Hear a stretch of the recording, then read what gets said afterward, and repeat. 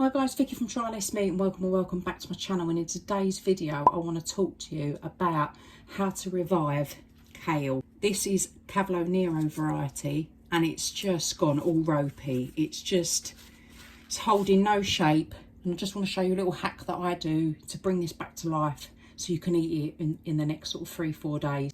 So first things first is the ends. They're all dry, and that is why they're not getting no moisture. It's just a really simple hack. All you've got to do is line up all the ends. I've lined them all up so I'm not wasting too much kale. Cut off on a line like that. You can see you've got all fresh ends that are ready to absorb moisture, and you place them in a cup like that. And I'm going to come back and show you what that's like in about 3 hours. Just want to show you this. So first of all, you can see that all of them are quite full. I'll take out the glass. So it's actually sucked up pretty much loads of the water. And look, can you see? You can hardly bend them now. They are just packed full.